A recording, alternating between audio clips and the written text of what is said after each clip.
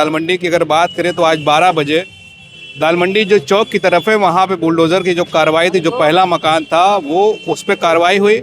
उसके बाद कहीं से भी ये खबर नहीं थी कि जो है नई सड़क की तरफ से जो रास्ता था लंगड़े हाफिज मस्जिद के ठीक सामने, वहाँ पे अचानक से 12:50 पर यहाँ पे एक बुलडोज़र आता है।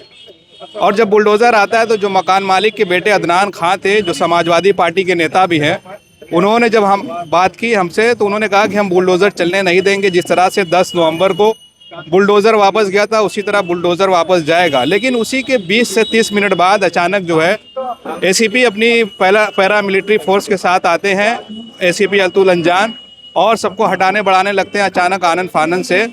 फिर देखते देखते जो मकान था, अब पीछे हमारे मकान देख रहे होंगे कि काफ़ी टूट चुका है। मकान के जो मालिक के बेटे थे अदनान, वो अचानक जो है एडीएम सिटी के साथ मकान के ऊपर जाते हैं। क्या बातचीत होती है हमें नहीं पता। और पहला हथौड़ा जो है अदनान अपने हाथों से चलाते हैं और बुलडोज़र खड़ा रहता है। लेकिन उसके बाद की अगर बात करें तो बुलडोज़र भी जो है अब कार्रवाई होने लगी है और लगभग अभी 2:30 से 3 बज रहे हैं और बुलडोज़र की जब कार्रवाई हो रही है तो वहाँ पे जो है लाइट काटी जा रही है, मकान को खाली करा दिया गया है। हालांकि नीचे जो दुकान थी, दुकान में कपड़े वगैरह रखे थे, अभी उसको खाली नहीं कराया गया है। तो ये पूरी दिन भर की जो खबर रही, अगर आप अभी बुलडोज़र जब आया था और जो मकान टूटा नहीं था उसके पहले की अगर बातचीत देखें, अदनान मीडिया से क्या बात कर रहे हैं, उन्होंने कहा था कि हम इसका पूरा विरोध करेंगे। उस वीडियो को पूरा सुने। कोई बुलडोजर की कार्रवाई नहीं हो पाएगी यहाँ पर। तो क्यों वाला माइक नीचे करिए। तो क्या लग रहा है कि आपने कोर्ट से स्टे भी लिया है? स्टे है हमारा, हर एक चीज़ है जो भी होना चाहिए हमारे पास, हमें अपने सेव करने के लिए सब है हमारे पास। अब जांची करके किसी का घर ले लेंगे तो ये अच्छी बात नहीं है। तो अगर ये कार्रवाई करते हैं तो फिर ये कार्रवाई करे, तोड़ दें। हम लोग गरीब लोग हैं, कुछ मरेंगे घर के नीचे, और क्या होगा।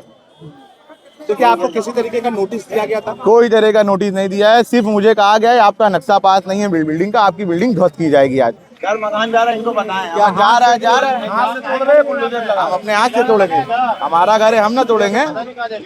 तो ये बुलडोजर क्यों आया है? तोड़ने के लिए आया है सरकार, और किस लिए आएगा बुलडोजर? हो गई है? नहीं, रजिस्ट्री नहीं हुई है। फिर कैसे बुलडोज़र आ गया? बता रहे नक्शा इसका पास नहीं है। हम कहा भाई तोड़ दो नक्शा जी, जितना पास नहीं है। G+2 का तो घर ही है हमारा, कहाँ से हम इनको दें नक्शा लाके? अरे कोई चीज होना भी चाहिए देने के लिए भाई। लग रहा है कि टूट जाएगा। देखिए, देखा जाएगा। अरे भाई जाओ भाई। पहले भी यहाँ पर बुलडोजर आया था और एक बार फिर से आ गया है। तो क्या इन दिनों में कुछ बातचीत हुई एडमिनिस्ट्रेशन से? कोई बातचीत नहीं हुई है। जो 2.5 महीने पहले आए थे हमारे पास, वही आज भी आए लेकर कि आपका तोड़ना है, नक्शा पास नहीं है आपका। तो हम कहा सर तोड़ दीजिए, तोड़ना है, तोड़ने का शौक है आप लोग को तो आप तोड़ दीजिए, हम क्या उसमें करेंगे। कह रहे कि रजिस्ट्री तो हमने किया नहीं है। अगर हमारा घर का नक्शा नहीं पास है, आप हमारा घर तोड़ दीजिए। आपने घर खाली कर दिया है? नहीं, खाली नहीं किया। क्या घर में सारे लोग? फैमिली हमारी ऊपर रहती है। तब फिर कैसे हो? आपने कहा तोड़ दीजिए, तो घर तो खाली करेंगे तब तो? अब क्या बताया जाए सर, सरकार के आगे घुटना तो टेकना ही पड़ता है लोगों को।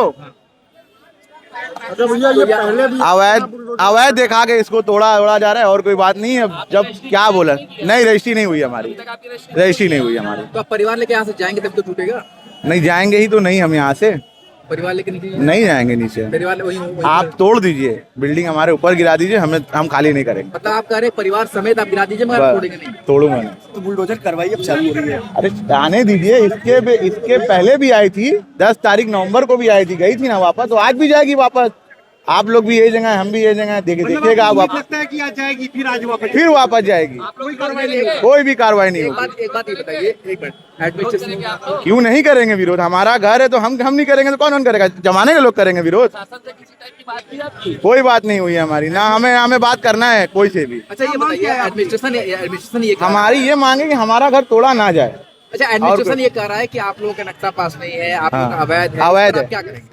अब भाई इतना छोटा घर है, मुश्किल से मुश्किल 150 जगह होगी हमारी, 150 स्क्वायर फीट होगी, उससे ज़्यादा जगह नहीं है हमारा।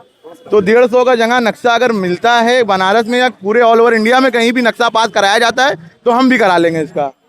भाई 600 के बाद का होता है नक्शा पास, ना कि 100, 150, 200, 250 का नक्शा पास होता है। तो इन लोगों को थोड़ा सा अक्ल दें। ये बताइए कितने सालों से आप लोग यहाँ पर रह रहे हैं? 24 साल से रह रहे हैं। 24 साल से। इन 24 सालों में कभी कोई नोटिस आई? नहीं, कोई नोटिस नहीं है। 24 साल से कोई नोटिस नहीं आई है। 2-2.5 महीना पहले ये लोग आए थे, 10 नवंबर के दिन, जो इन लोग हार मान के यहाँ से वापस चले गए थे। फर्जी सब लेकर आए थे। अवैध कुछ भी नहीं था हमारा, जबरन दिखाना था, तोड़ना था, लेकिन तोड़ नहीं पाए। तो अभी आप लोग कह रहे हैं कि मकान हम खाली नहीं करेंगे, खाली नहीं करेंगे, हाँ भले ही तोड़ दे, हमारे ऊपर गिरा दे, हम खाली नहीं करेंगे। मतलब 2013 के एक्ट में जो लिखा है ना, तो 2 किलोमीटर के रेंज में देना है आपको, ना कि रोनिया देना है, बाबतपुर देना है। पहले आप लोग पढ़िए 2013 के एक्ट में क्या होता है। क्या था 2013 में? 2013 के एक्ट में ये सुप्रीम कोर्ट ने दिया है कि किसी भी चौड़ीकरण में, चाहे रोड का हो, निर्माण हो, हाईवे हो, NHI हो, किसी भी तरह का निर्माण हो, तो 2013 का एक्ट जहाँ लागू होगा वहाँ पे 2 किलोमीटर के अंतर्गत इनको दुकानें मकाने देना है, पहले देना है फिर तोड़ना है। चौड़ीकरण होगा तो विरोध करेंगे आप लोग? अरे विरोध नहीं करेंगे, क्यों हम विरोध करें, कैसी बात कर रहे हैं आप बार बार। पत्रकार महोदय थोड़ा सा समझ के बोलिए, आप लोग से निवेदन है। तो आपने सुना कि अदनान ने जो ही ये मकान पे हथौड़ा चलाने से पहले कहा था कि वो अपने घर को पूरी तरह बचाने की कोशिश करेंगे, लेकिन अचानक से क्या होता है कि एडीएम सिटी आते हैं, वो ऊपर जाते हैं और भी प्रशासन के लोग उनके साथ रहते हैं, और फिर अचानक से ऊपर से जब हम वीडियो को जूम करके आप विजुअल देख भी रहे होंगे कि पहला हथौड़ा जो है मकान मालिक के बेटे अदनान खान, जो खुद मकान मालिक खुद को बता भी रहे थे, और जाहिर सी बात है कि जब बेटे हैं तो वो भी मकान मालिक ही होंगे, वो पहला हथौड़ा चलाते हैं और ये रास्ता पूरा जो है एक तरह से पूरी तरह से बंद हो गया है। कुछ जो इमरजेंसी वाले लोग हैं उन्हीं को आने जाने दिया जा रहा है, दूसरी तरफ का रास्ता चालू है।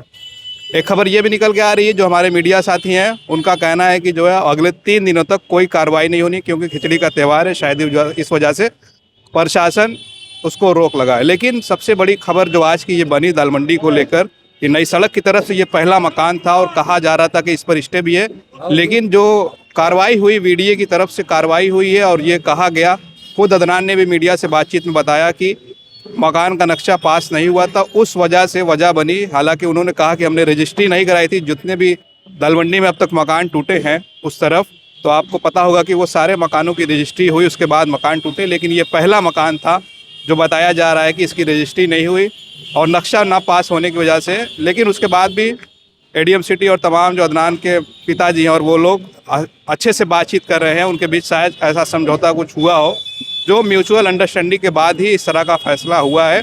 और अब कहा जा रहा है कि जो है चौड़ीकरण के लिए ये रास्ता आसान दिखता नज़र आ रहा है। हालांकि 6 मस्जिदों का भी मामला है। पहली मस्जिद जो है बुलडोज़र जो खड़ा हुआ है उसके बगल में लंगड़े हाफिज़ की मस्जिद है, उसके बाद 5 मस्जिद और भी है, लगभग टोटल 6 मस्जिद है, जिसको लेकर इंतज़ामिया मसाजिद कमेटी के SM यासीन साहब ने कल मीडिया से बातचीत भी कहा। उन्होंने कहा कि चौड़ीकरण में जो मकान दुकान जा रहे हैं उससे हमें कोई मतलब नहीं है, वो लोग अपना लड़ाई लड़ेगी, लेकिन हम मस्जिदों पर जब बात आएगी तो हम मस्जिदें नहीं देंगे और ये कानून के हिसाब से मस्जिदों की जगह दूसरी नहीं ली जा सकती। हम पूरी तरह से कानून के तौर पर बचाने की कोशिश करेंगे। इस पूरे मामले पर आप क्या सोचते हैं, अपनी राय ज़रूर कमेंट करें। आप देख रहे थे खोज खबरिया बनारस से, मैं उबैद, बहुत बहुत शुक्रिया।